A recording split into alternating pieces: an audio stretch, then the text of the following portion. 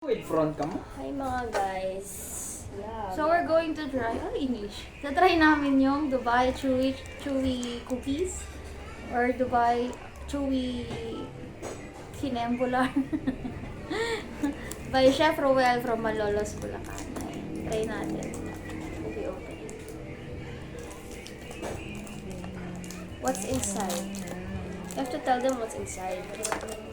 So, basically, Parang mochi. para siyang mochi pero gawa siya sa marshmallow na may katayfi sa loob. Katayfi, chocolate.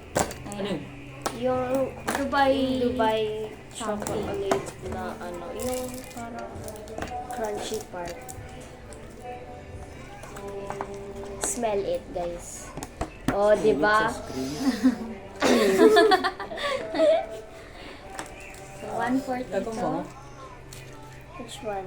Ito na. This one is Tito Omel's. Kasi lumalabas na siya. It feels like more. So, let's see kung gaano ba ka-chewy yung nakakairita yung camera. Sana hiniga na lang pala natin.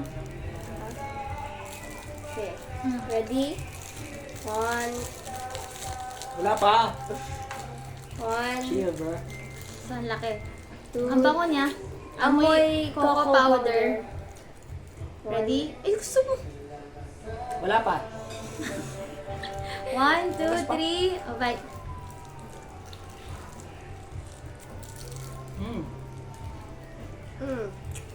It is cocoa powder. So, sa cocoa powder siya ni-roll. Nabibit ng pistachio yung pagka-bitter ng cocoa powder sa labas. Ang sarap ng katayfi.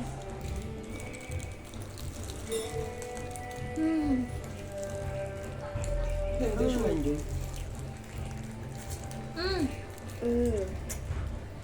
Ang nakakatawa sa kanya is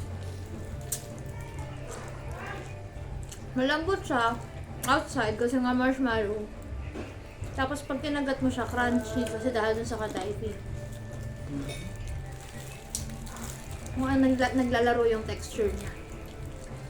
Ang saya. Tsaka hindi siya masyadong matamis. Ang sarap. Hindi ma-enjoy ng bibig ko.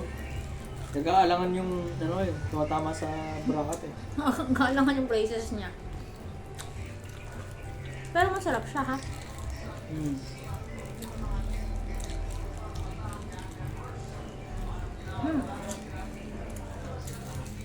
No, rate niyo from 1 to 10. 9. Hindi, 8.5. 10. 8.5. 10. Sa akin. Dahil lang yun sa texture. Pero yung lasa mo. Alam mo kasi sa akin, masarap siya. Hindi masyadong matamis. So para sa mga kaedad ko na hindi na ganun kabata. Na hindi na rin tayo masyado mahilig sa sobrang tamis, di ba? So, pero, sa lasa, sige, sabihin na natin 10 out of 10. Kaso nga dahil sa pricey siya, How much? 9/10 na lang. How much? Pero good job, Sir How Ruel. much?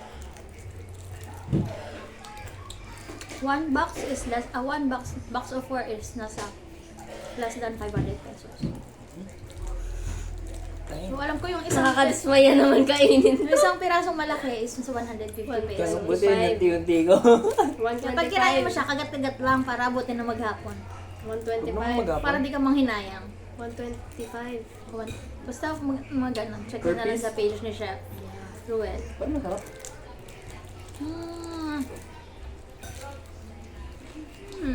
Kung wala kang brace, may enjoy ko kainin to.